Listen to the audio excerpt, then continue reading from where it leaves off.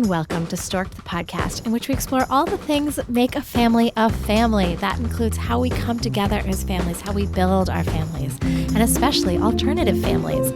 I'm your host, Julia, and I am a solo mom by choice. What that means is that I've actually gone through the process of selecting a sperm donor. We talk about this a lot. We've talked to a number of guests who've gone through a donor selection process or surrogacy selection process or even an embryo or egg donor selection process.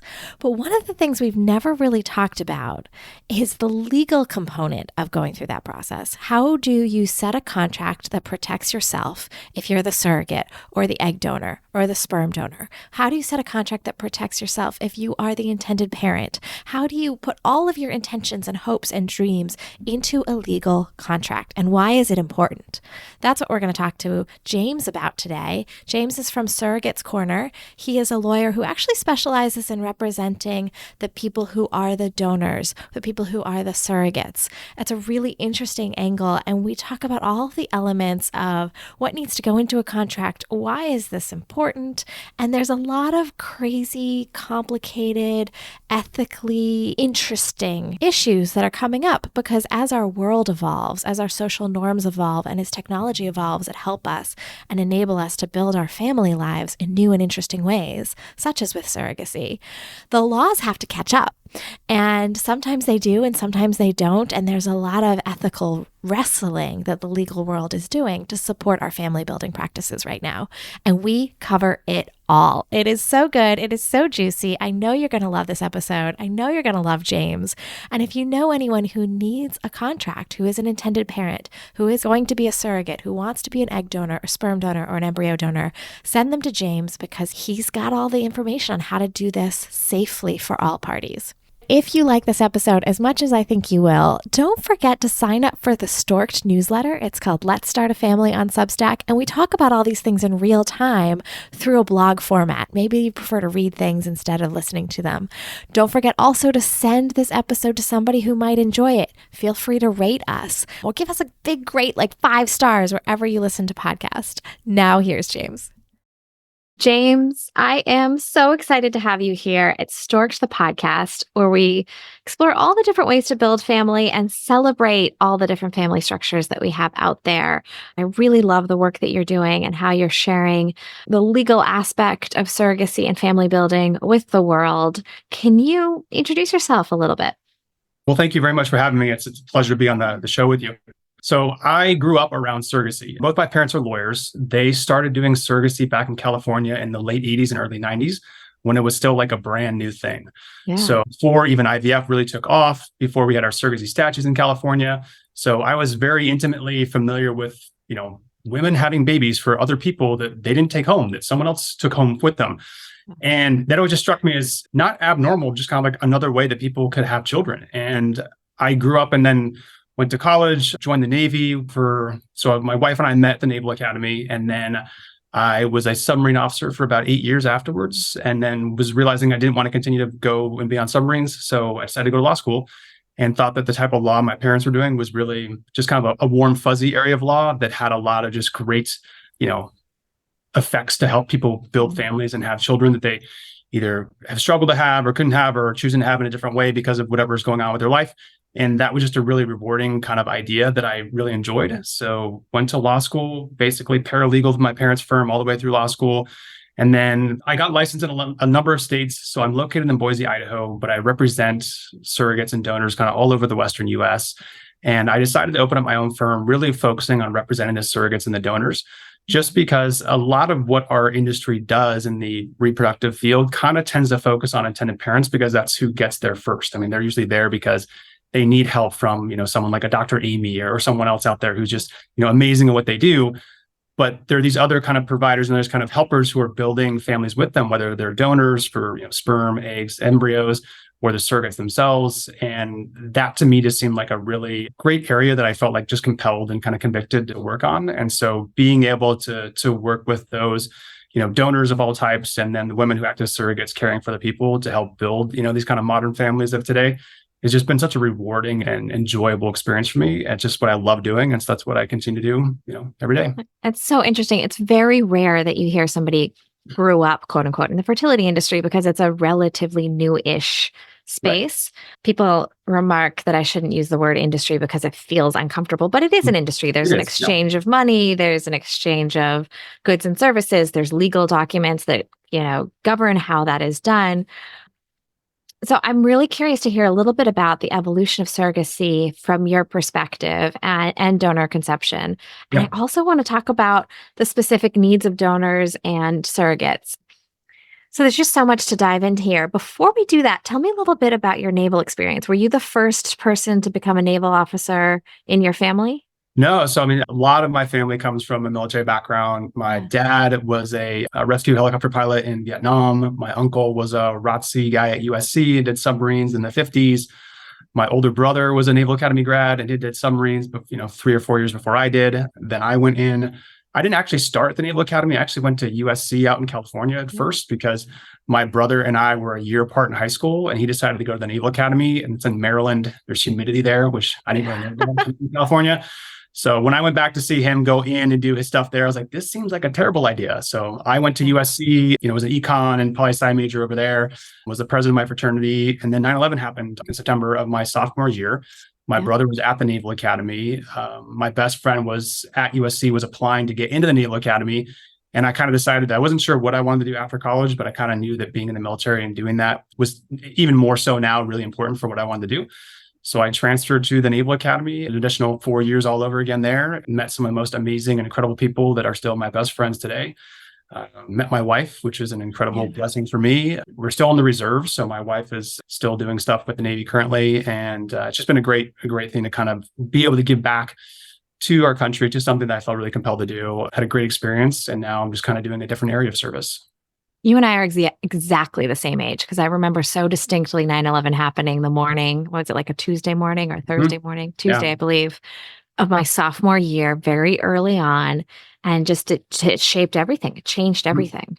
There's a lot of things that you can look back and say, this was this moment in time that has reshaped the world. And so the other thing that we lived through is the year that I graduated, and it would have been maybe your junior year at the Naval Academy, was the year that Massachusetts legalized gay marriage, which has transformed the family building industry. And I would imagine the work that you do quite a bit. Those people that need surrogates are often gay and lesbian intended parents. Right.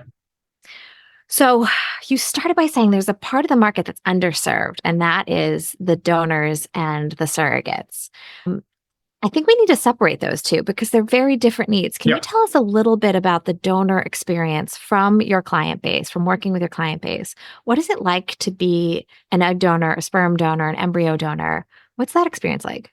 Yeah, no, you're right. They are very, very different in terms of what they're doing, what their experiences will be like.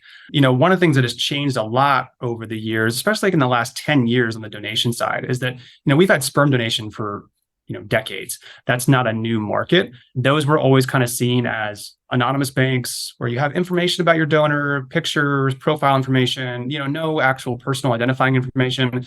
But it was kind of there, and there were, a relatively good number of them all throughout the country that people could choose from. Egg donation is a very, very different type of experience just because of the biology. I mean, it's just not an easy process to go through and have yourself be hyperstimulated and have your eggs pulled. So a lot of times, most of the women who I have doing egg donors are, in their early to mid 20s. Some of them are thinking about fertility from their own perspective as to what they want to do in the future. Some of them are looking at it just from a standpoint of, this is a great way that I can kind of give a gift to somebody else and let them potentially have a child. One of the weird things that has changed the way we view donation is that the idea of anonymity has kind of gone away. Right. So it used to be that, in the industry, most all of our donation arrangements were done anonymously, whether egg donors or sperm donors. 23andMe and all the genealogy testing we have nowadays kind of blew that out of the water. So we have all these anonymous contracts that now we have children who are, in their teens or who are, young adults now, who can pretty easily find their genetic parents by virtue of doing a tissue swab or a spit in a cup type deal. And they can locate people online that they didn't realize they had genetic connections to. That changes a lot of the way that we sort of view not only donation, but also the surrogacy side.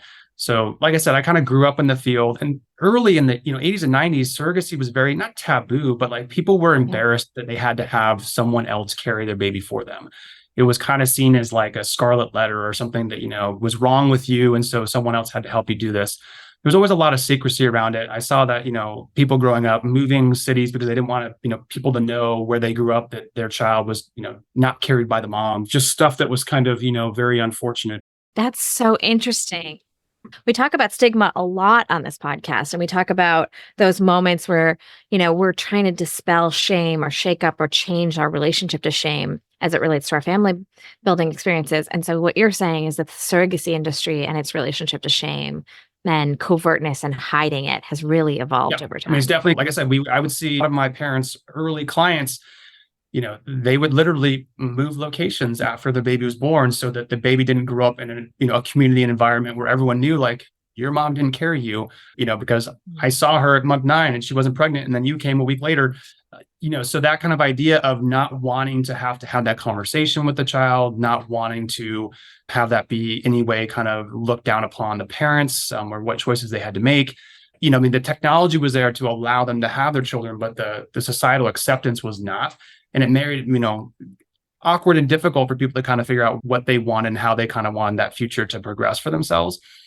Whereas nowadays, especially with, podcasts like yours and other kind of platforms that are out there, some of the celebrities who are, talking about the idea that this is not an abnormal thing. This is not something to be ashamed of, for our gay and lesbian couples, that just, biologically creates a necessity to do some of these things. The acceptance of having and building families in non-traditional ways is exploding in a good way. It creates more opportunities for people. It creates and brings more people into the kind of fold to be, different kind of players in that industry, whether that is the donors or the surrogates, the doctors and everything else who kind of get into this field.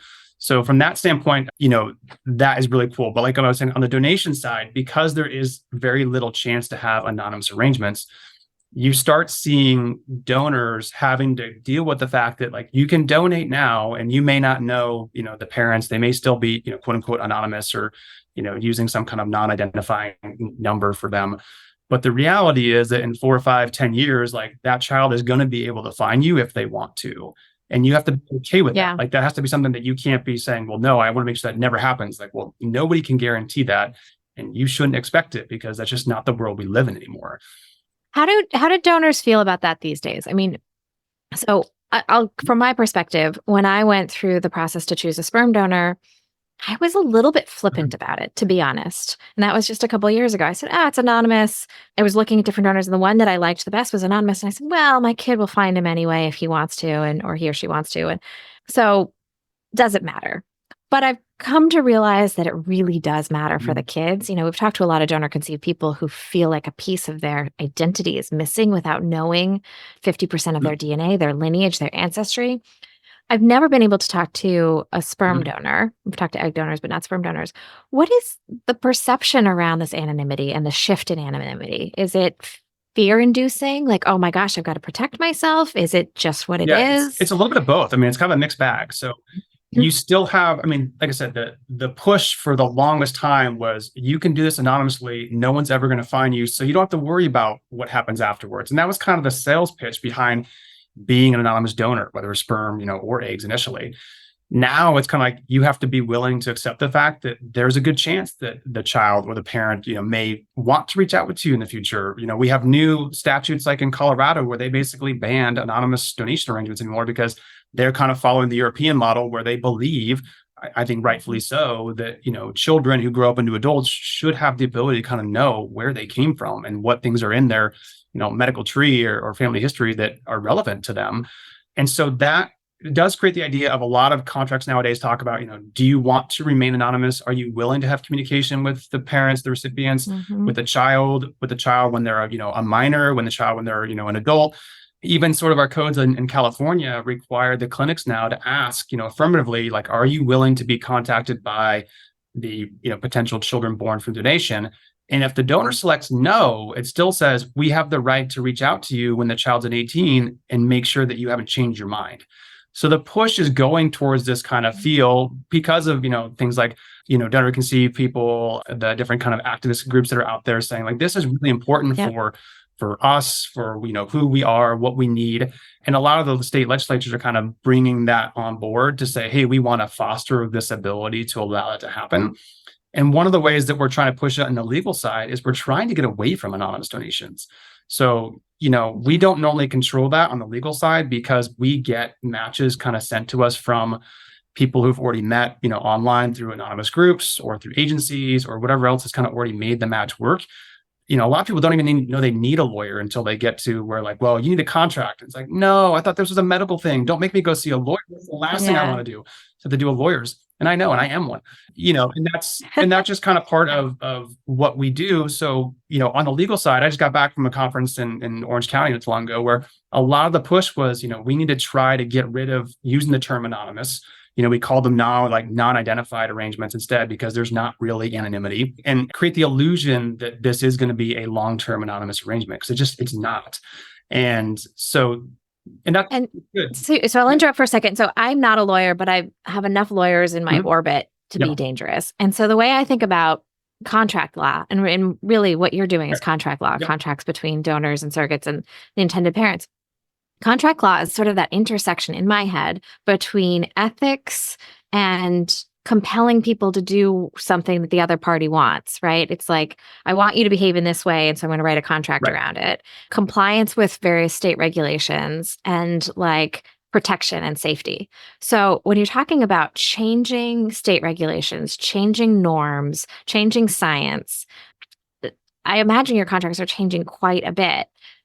It seems really like you're in a really interesting position to be seeing the world of family building. Yeah, no, I mean, definitely true. I mean, and that's, the egg donation and sperm donation contracts, and even the surrogacy contracts on a more, explicit level, have a lot of additional details and stuff that come in because, it's not like a one and done thing. Whereas egg donation, sperm donation is usually, we get the donor to provide material and they're kind of out of the picture. And then it rolls to the clinics and the parents, student future recipients, to kind of figure out what they're going to do. But a lot of that is around things like updating medical information. So you have a lot of these, entities out there like Donor Sibling Registry and a handful of other ones that are popping up right now that are trying to allow for future communication to exist, either in a semi-anonymous form or just in an open form, to allow people to, be able to update. So, if I have a donor who's 24 and she donates her eggs and she finds out at 32 that she has something medical in her, history that she didn't know about, well, now that entity allows her to say, hey, any of my recipients that maybe use my eggs, like this exists that we didn't know at the time 10 years ago that you should be aware of. Like, that's a great step to allow people to kind of know what's going on. And it's a great outcome from the evolution standpoint of the industry. So I'm curious, like when you're writing these contracts and you're trying to reflect both the needs of the individual and the evolving, changing norms around anonymity and around what is acceptable, I'm hearing a lot about the anonymity being one of the issues that you're writing around. Are there other hot button issues that are coming up in these contracts? The generic ones that everyone kind of initially fears with like why they want a contract is the idea that if you donate to me, I want to make sure that you're not going to try to like take my baby away from me in the future, right? So we want the parental rights piece very, very clearly drawn out as to what we're agreeing to, what we're not agreeing to. So you'll see a bunch of stuff in our contracts 4, 5, 6 times that says, you understand, you are not going to be the parent, you're not going to have custody, there's no visitation, there's no right for you to even ask for that in the future, and you're okay with that. That's usually the initial thing that people kind of know, like, oh, I need a contract for this. Now, you mentioned that the other thing we do with contracts is we try to compel certain behavior. We try to prevent behaviors that we don't want to have happen. So there's a lot of things on there. Like if you choose to donate to me, then up until, from when we sign our contract until you meet with my, IVF physician and you have your eggs pulled or you donate your sperm, like you're not going to do anything in that interim period that will interfere with like the genetics or biology of your sperm or eggs or whatever else. So, we had some issues where people would test positive for marijuana going to their clinical stuff. There's all sorts of unfortunate horror stories about sperm donors who have lied on their profiles about who they are, their backgrounds, their academic history and everything else. So some of that is just saying like, you agree that whatever you're telling me is hopefully truthful and accurate. You're not hiding stuff from me. You're not embellishing things. If you're showing me a profile like picture deck, that should actually hopefully be you. The difficult part is that no one really can, I mean, other than the people signing it, the agencies and the people involved, no one can guarantee that everyone's actually being honest or doing what they're supposed to do. I mean, that's kind of why you have the contract, is if somebody is lying, then you have some sort of recourse against them for it. But so much of our industry is really built on good faith and everything else, because the end result is you have a living person. It's not like you have a building that has faulty plumbing that you can just abandon the building. Like, you're creating children with these arrangements who are going to have lifelong implications and impacts of whatever decisions we make. And that's what we try and do. And you're right. I mean, this area of law is very fun from the standpoint, one, it's rewarding for what we get to do and what kind of the end result is. I mean, it's one thing to kind of build a really nice building. That's great. But like, to know that people are having children and those children are growing up to be the future, lawyers, doctors, musicians, artists of the world, it's amazing. But a lot of our contracts now have a whole specific section that just says, this is not, there is no anonymity here. Like, even if you are in a non-identified, you understand there's no way that, this is going to remain anonymous, that you will be found, that you probably will be contacted. And then it turns into like, are you willing to accept that future communication? Are you willing to engage with the child?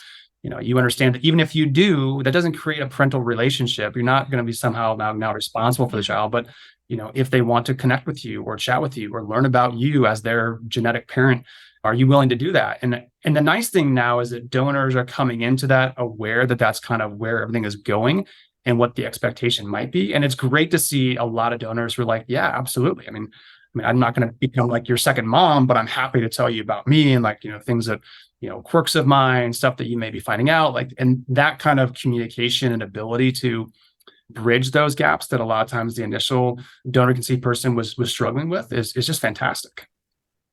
It's so fantastic. And I've interviewed so many either parents like myself who have used donor conception or surrogacy and donor conceived people with the perspective of what is going on in the donor conceived community and how do I raise a child so that he's healthy and thriving in the context of his donor conception, et cetera.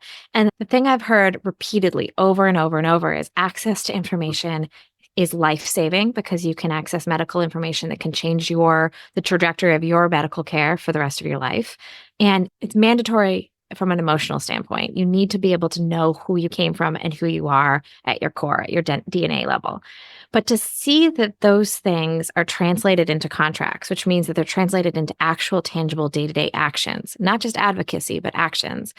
I'm like, frankly, can't even respond to what you're saying, because I'm hearing all this and I'm just grinning. Like, I'm so happy to hear that these things are happening. Yeah. It's and it's, amazing. and I think that you're seeing a really nice intersection in this industry, from the medical professionals, from the legal professionals, the mental health professionals who are kind of looking out for not only, the donors, the surrogates, the intended parents. There's a lot more counseling about what it is that we're doing. You kind of mentioned like sort of being flippant about picking a donor, but, the idea of just what sometimes the idea, and I joke and tell people that for the initial donations, it kind of feels like, the swipe left, swipe right. Like, it's just sort of, In some cases, literally, because there are apps to find donors. yeah, you like to do that. And one of the things we talked about at our last conference was the idea that there are a lot of communities who are looking for donors that they just have underrepresentation for those donors. Yes. So, for donors of color and people from the LGBTQ plus communities, different elements of society that have not previously been cultivated as like the major donation source, make it difficult for parents who are looking for donors who, look like them, talk like them, whatever the case may be. And that's kind of one nice thing that we're seeing, is that now donation matches are starting to become much more interactive. So even if they do remain semi-anonymous, people are going to have conversations like this where they can see mannerisms and speech patterns and what they look like. And that helps you kind of envision, like, if I'm going to use this person for half of the genetics of my child, like, what might that mean? And then it also just sort of creates the idea that that's okay, and this kind of type of interaction is acceptable, and that if the child wants that in the future, that they may have access to that as well, which, like you said, is not only just medically relevant, but, emotionally critical for not feeling like you're on an iceberg on your own, floating out there, kind of wondering like, who you belong to, where you come from. So that part's really, really cool. So I want to get into surrogacy and some of the other tactical things. But before we leave donor conception, Are the things that you're talking about and the contract law that you're looking at right now, is it universal, or are there states that are a little ahead of the game, a little behind the game? You mentioned Colorado for one, which is following the European system, which does not Right. allow anonymity. And the donor advocacy groups are really trying to push for us to mimic the European system. Right. What other trends geographically are you seeing in the donor conception space specifically?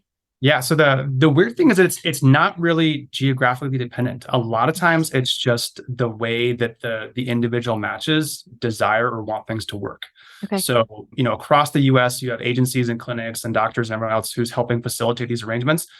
But a lot of times it depends on who like the ultimate recipient is going to be. And they initially set the terms as to what they're looking for. So if a set of parents comes in or an individual parent looking for a donor and they want it to be anonymous, they're going to find an anonymous arrangement. Like they're going to, they're still out there. It's just that everyone's telling them like, look, you realize this is kind of just a facade. Like, we're using numbers, but like, and you're going to be able to find people through Instagram, Facebook, social media platforms, and a DNA test pretty easily. So, the idea of just sort of counseling them ahead of time to say, we can do this arrangement, but just know that it's not going to be what you think it's going to be in the future. And maybe that means that given that we yank that reality, or put that reality in front of you, that maybe it's better off to say, well, if that's going to be the case anyway, maybe I should just have a known arrangement where I can figure out who the person is. I can contact them. They may have my email. I might have theirs. So that kind of stuff is starting to creep up and become more and more of a trend. It's great to see a state like Colorado say, hey, we're just not going to allow this. So if you want to do a donation in Colorado, like it has to be a known arrangement.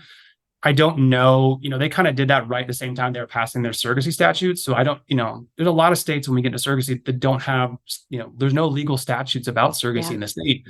There's not a lot that really cover even all the donation arrangements. And most of them are just old sperm donation statutes that go way back. Well, let's switch over to surrogacy. I think that's really important. Sure. And then at some point, I want to talk about enforceability because you talked about parental protection rights, and I definitely want to hear a little bit about enforceability of that. But let's talk about surrogacy. As far as I understand, and you just started to allude to this, there are different laws in each state, and some of the laws make it easier for intended parents to use a surrogate and to safely claim parental rights over that child when they're born. And some of the states are more difficult. So I've spoken to surrogates who said, when I'm pregnant with a baby that is not my own, I can't travel to certain states. Or intended parents who said, we were careful because if she was over here and had a medical emergency, I couldn't then be the parent. Right. Help unpack that for us. Like how is this so different depending on where you are? And what generally are the surrogacy laws in the states?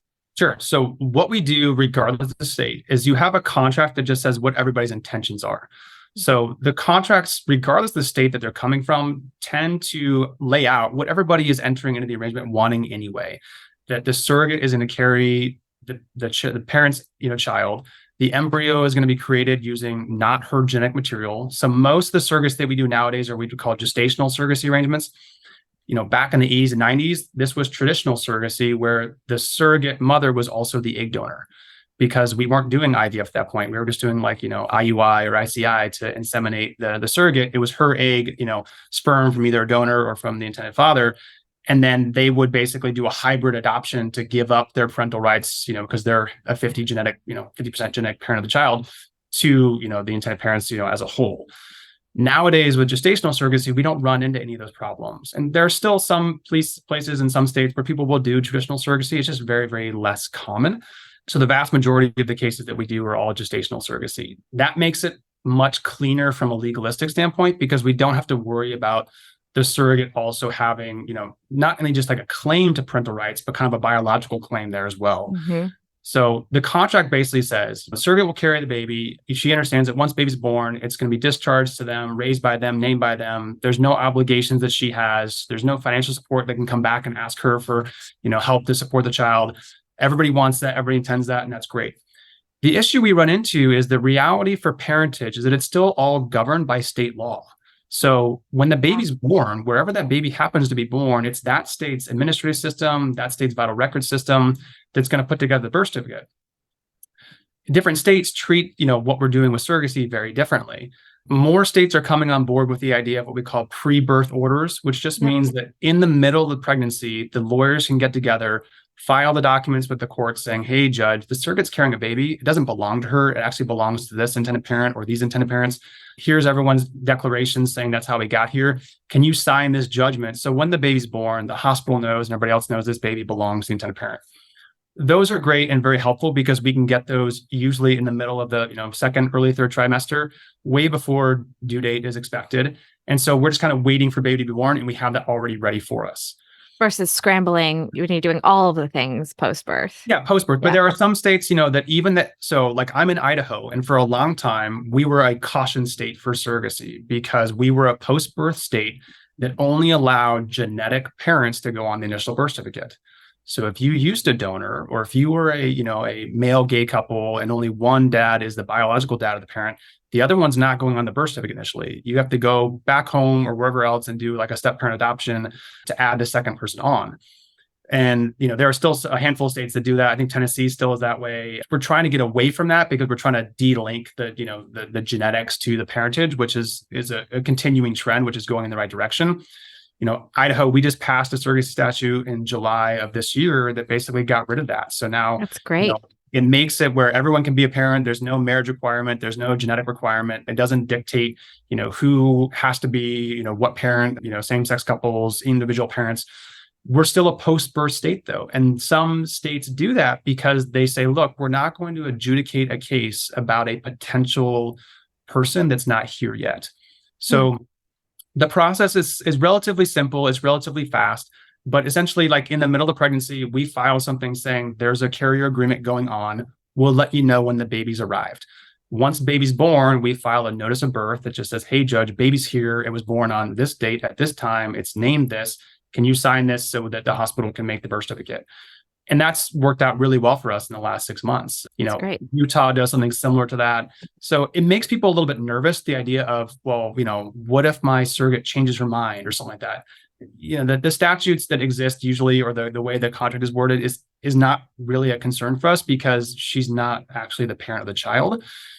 There are states like in Washington where if you use a traditional surrogate, they won't give you a pre-birth order because they give the surrogate like 48 or 96 hours after the birth to see if she changes her mind or not.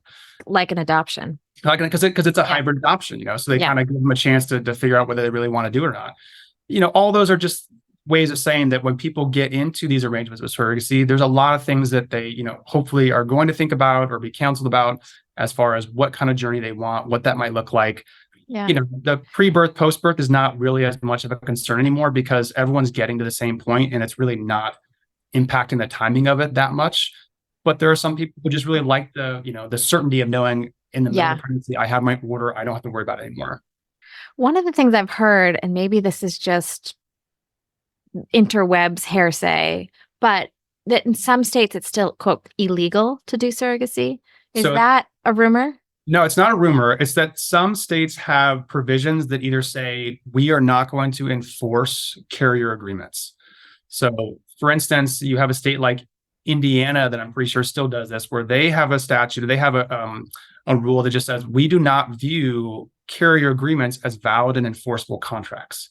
So like you're saying, if you have a dispute or you have a disagreement and you try and adjudicate it or resolve it in Indiana, they're likely to say, you don't have a contract at all. There's nothing you can do.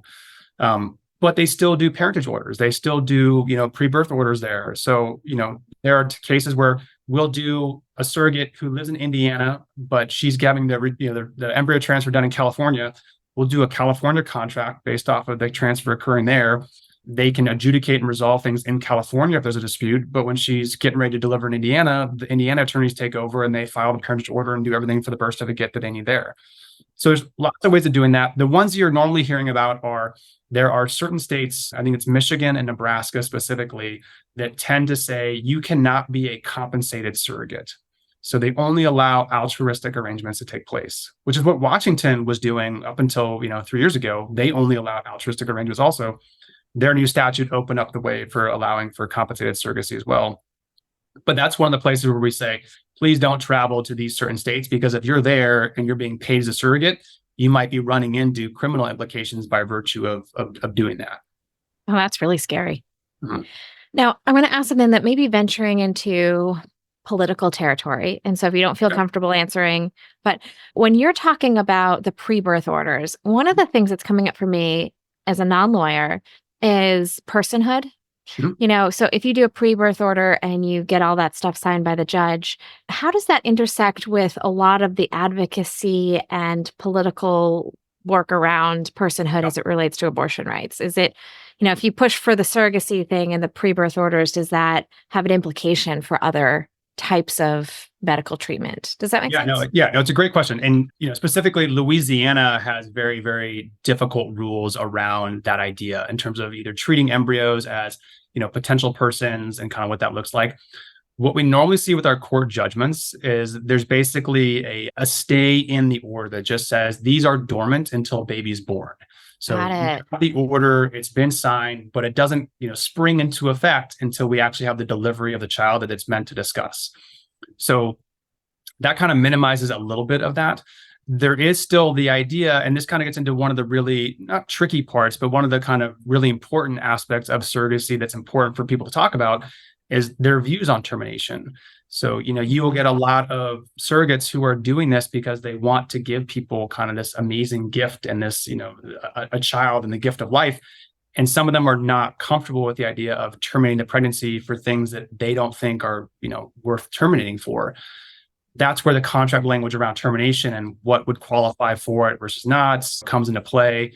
That got more complicated with all the Roe v. Wade stuff because our patchwork system of what abortion rules are out there and not, and where you can do it and how you can do it, and if you can leave to do it somewhere else has all changed a lot. So those kind of ideas do come into play when people start looking for surrogates. And what about a situation in which the surrogate's life is at risk, but the intended parents don't believe in termination? Can they compel a surrogate to carry a baby that will ultimately cause harm to the surrogate and maybe end their life? So no is a short answer. The way that is normally treated in the contracts is that the surrogate is always given the ability to safeguard and protect her health and well-being. So now that's different from the surrogate electively choosing to say, I don't feel like being pregnant. So for instance, depression may not qualify as a reason for a surrogate to abort a pregnancy that she's carrying by contract. Now, the reality is, this kind of goes into enforceability, is the contracts can't actually stop a surrogate from doing one thing or another.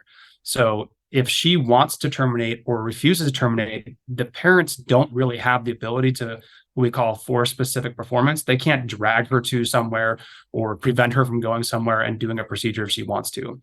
The only real remedy they have is after the fact, de facto saying you broke a contract promise and we want damages from you for whatever that, the result is from whatever she did or didn't do. But so a statute like New York, they've got, a surrogate's bill of rights as part of their statutory framework. One of them says the surrogate gets to decide whatever she wants to do with her body and her pregnancy. The contract can tell you what we intend to do, but she's the ultimate decision maker as long as, she's carrying the baby.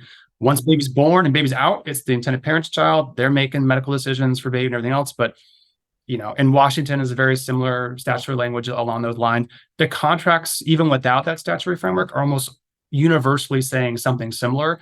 We will have things in there that say, this is what everyone intends. And then there'll be a big block, like in capital letters or bold, saying, everyone understands that pretty much no state and no court is going to force a surrogate to either terminate a pregnancy or stop her from doing it if there's some medical reason why she feels like she has to, or even just a personal reason.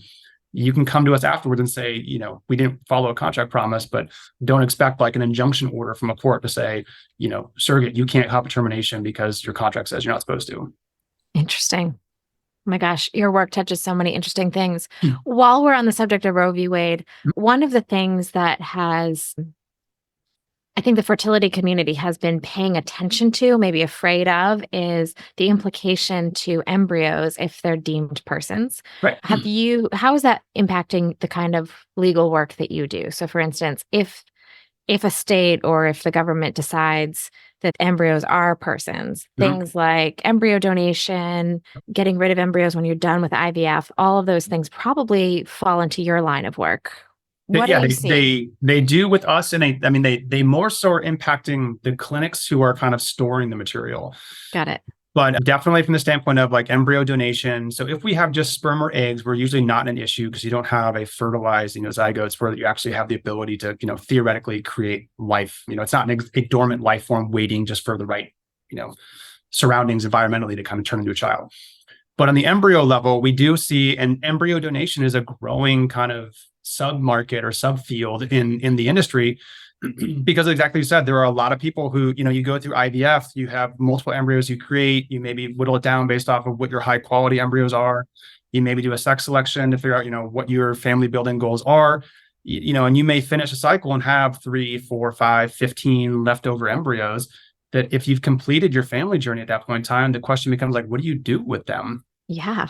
And the beautiful thing is that now there are a growing push to say, hey, let's give these embryos the chance at turning into, life or becoming children for the people who maybe need donated material anyway. I mean, surrogacy is incredibly expensive. So is just IVF.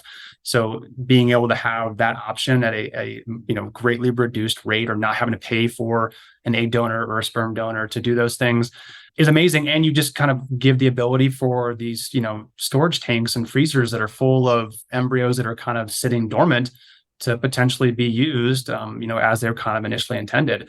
But certain states that do make that difficult, you see people moving their embryos out of those states.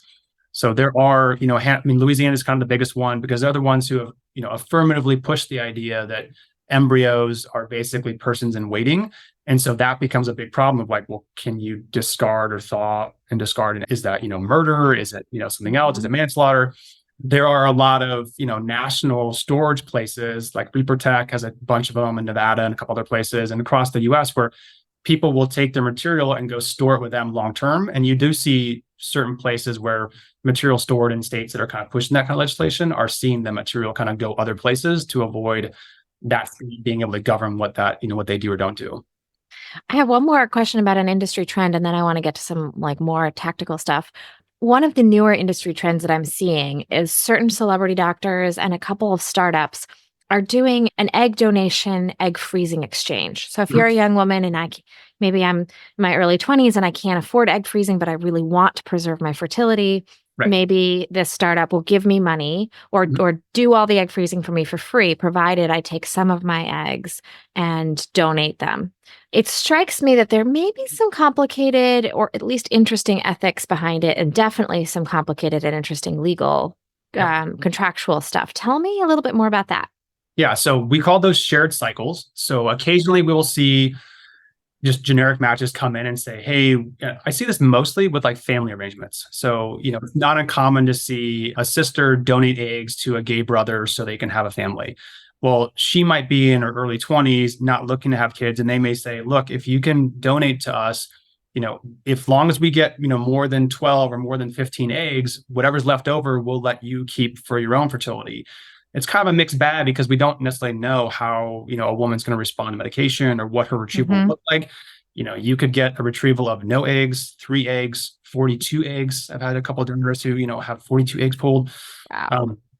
So the gamut of where we could wind up is just incredibly different. But those arrangements normally are the donor is providing it really to donate to the family member. And if she gets leftover ones, it's just kind of a benefit for her. A lot of times those arrangements aren't compensated anyway. They're just, they're just doing it altruistically. Like you mentioned, there's a handful of startups. I think Co-Fertility is one that does a similar program to that. KindBody has a new program they're doing that kind of does that. The idea makes sense, intellectually, that women who may want to donate, but are also looking to do, fertility preservation on their end, would like to be able to go through a cycle, but maybe keep some of their eggs. So at least they know that if they do 2 or 3 cycles, they have, stored up eggs that they could use on their own for their own fertility processes in the future. Maybe they're not ready for, parenthood or building a family yet, but they want to preserve that for the future. That's great. The recipients basically say, we will pay for all the medical stuff that you need, and then we get a portion of those eggs, but you don't get compensated for it because your compensation is basically the leftover eggs that you're getting. Intellectually sounds like, okay, this might be a win-win for everybody. Where it gets complicated is you start looking at, well, how do you divvy up the eggs? What does it mean to do the split? Are these mature eggs that are going to the recipients, and then maybe immature or really not, viable eggs are going to the donor? How do you decide what that's going to look like? What's the number kind of going to be, ratio split? So that part is a little bit hard to do. Now, some of those entities that do it, a lot of them have their own internal like in-house contracts. So they will do it amongst themselves, or they'll say, like, you donate to us, we're going to keep your eggs for our recipients. We're going to let you keep eggs for you. But it doesn't really kind of go outside to, individual legal representation. So some of those donors may not get the chance to look at that contract with a lawyer and say, does this make sense for what you want? And is this kind of really giving you what you're looking for? But those are, are new ideas that are coming up that people are exploring. And like I said, there's a very strong intellectual argument as to why that could make sense and could be a good idea. I think that we're still exploring kind of how we implement that and what that execution looks like. That is still kind of working itself out.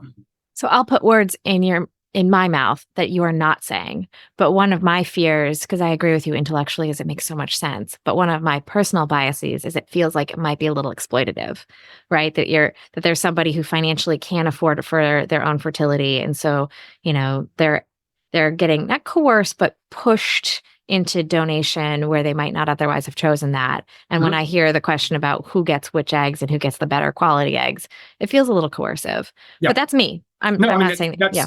It's not uncommon. And we struggle with the same thing with our donors because there's a lot of discussion going on about should there be like financial caps to what an egg donor can get for being an egg donor. I mean, we see that in a sperm donor world where there basically is a flat fee, and it's, coming as a male, like getting a male to provide sperm to a clinic, we're not talking about super labor intensive stuff here. So no, the idea that they don't need a lot of compensation to do it makes sense. Now, the donors on the egg side are going through a much more invasive medical process. So you would expect the compensation to be higher, but there really is no set guideline. I mean, ASRM and a couple other ones have tried to say, look, you probably shouldn't be giving anywhere more than $10,000, $15,000 for a donation, but there are a lot of donors who are getting way more than that. And that kind of does create this sort of question and concern of like, well, is this an industry? Is this a service exchange for what we're doing? We tend to not want and not push for donors to be compensated for certain characteristics or tangible like identity factors. Where they went to school, certain things about their, physicality. There are premiums for donors who are underrepresented. So if we have donors of Afro-American descent or Indian descent or Asian descent, they tend to get a higher premium because we just don't have as many of them. But when people start looking for, well, I want my donor to look like me and to have gone to, Yale. It's like, well, do we create a premium because they went to Yale versus they went to, Florida State? Should that matter or not? That's one area that we are struggling with because this is kind of the wild, wild west from that standpoint. If we don't have federal top-down regulation that says this is what it can be and this is what it has to be. And so we have a lot of, variations and some really big spikes where you'll hear, the unicorn story of some donor who, has all these great attributes and she's getting $100,000 for donating her eggs. Wow. And just thinking, is that really a good idea for everybody involved, or what does that maybe look like? Yeah. It calls to question so many things. Well, we could dive into all of these things and really hash out the ethics of them. Mm-hmm. But one of the things we haven't talked about, and I think it's really important for our listeners to hear, is how and when do they engage a lawyer like you? So if you don't mind, we've really got three types of cases. One is egg donation, sperm donation, and surrogacy. Maybe you want to treat embryo donation in the same as one of those. But talk us through who finds you and when. Like, if I want to be a surrogate, when do I reach out to you? If I want to be an egg donor, et cetera. Sure. So there's the ideal of when it happens, and then there's where it actually happens in practice. Like I said, a lot of both parents, recipients, and surrogates, donors don't realize they have to even interact with a lawyer until they're told by the agency or the clinic that you need a legal contract. Now, the unfortunate part is, some of my cases get to me because they match through, Facebook groups, they've matched through online platforms where donors and recipients are kind of interacting and saying, hey, we want to get together. Those are great from the standpoint of they usually get to me earlier because they say, hey, we found a parent, let's go ahead and get contracts drawn up. And then they'll look for, usually the recipient has a contract attorney that drafts the contract. The donor has an attorney that reviews it with them. So on my side as a surrogate and donor attorney, I don't do a lot of drafting. I review drafts done by a lot of different attorneys across the country, which is beneficial for me because I can just see a ton of different ways that people do and talk about the same type of thing that we're going through. But that's sort of what I do. In the generic case of an agency match, the interesting part is that usually donors, if they decide they want to be a donor, they're going to go find either an online platform or an agency to say, will you help match me with somebody that needs a donor that I can work with? That donor is going to sign a contract agreement with the agency to represent them, basically, almost, like an agent. They almost never get to review that with an attorney. Those documents always say, we highly recommend that you review this with your own independent counsel. But the vast majority of donors are not going to go find an attorney and pay them out of pocket to do that. That's one area that's greatly underserved, both on the surrogate and the donor level, is that we have them getting into arrangements or signing up with entities without ever really getting to kind of talk to a lawyer about what they're agreeing to. So that's one area that I've tried to kind of talk about on my platform is just, hey, if you're getting these arrangements, this is what you should be looking out for. These are things that you want to make sure are hopefully not in your contract agreements. I do that all free of charge because I want them to know that when they go in, if they don't have a chance to talk to a lawyer about it. But usually it's not until they are matched that they've agreed to work with somebody. And then they say, you need a contract now to confirm that match that Got they it. these. And they may have already signed up or signed off for certain things with the they signed contract. up for one, what they're going to do with the agency. And a lot of times they'll sign up for like what benefit package they agree to, what compensation they're going to take, what things they'll be covered for or not covered. And then we as the attorneys are basically handed like a spreadsheet saying, this is what the parties have all said they are going to accept as part of, the arrangement. And we just draft it into contract form to make it, enforceable and understandable for escrow and everything else as to what's supposed to go on there. But there are a lot of times where, a surrogate or donor will say, well, I signed up with my agency like a year ago and I agreed to this amount, but now I'm hearing from, all these other donors or all these other surrogates as to what they're getting. And, I'm really low for what I agreed to. And, and that's tricky because they didn't have, the benefit of hindsight from, well, what's that going to look like in the future years? Or can you have the ability to adjust and ask for more? So that's, one thing we deal with a lot of times. Oh, it's so interesting. James, given all the different contracts you've seen and all the clients that you've worked with, I imagine your perception of family has changed as a result of doing the work that you're doing. To you, what does the word family mean? Yeah, so it's a great question. I think that for a long time, I almost go the opposite way of rather than trying to define family, I try to undefine family. Okay. The idea that, our nuclear family of just mom, dad, 2 kids, a dog, and a painted white fence, was kind of seen as the American dream for a long time. And the reality is that just is not what the world is that we live in. Now, that doesn't mean there may not be, ideals that people want that we should strive for. I have lots of single dads who get to me, gay couples, single moms, your typical heterosexual couple. The idea is that there are people who want to have children, and there really shouldn't be something standing in the way just because they don't check a box that we think is the ideal. Yes. Amen. And your platform is incredible for that. The idea that, you can make choices that are informed and, right for you that may not seem, right for society or right for some other kind of societal norm that we've become accustomed to. That doesn't make it wrong or bad or, different really. And like I said, my whole thing about getting into this field is that I just think that parents of all stripes, whatever your background is and whatever your relation status is, single, cohabitating, married, whatever the case is, once you bring a child into this world, your life changes permanently. And I always think that change, 99.9% of the time is for the better. It makes the parent a better person. It grounds them, it humbles them. And so being able to be involved with that process that allows that opportunity for as many people as possible that want to become parents is why I do what I do. Yeah, I've got chills because it seems like there's always these weird themes that come out of each season of Stork'd unintentionally, right? It's just like something clicks in every episode and they just organically have a theme. And the one that seems to be emerging for season 6 is the making of an adult. Like, how do you grow and change as a human, in particular when you have kids?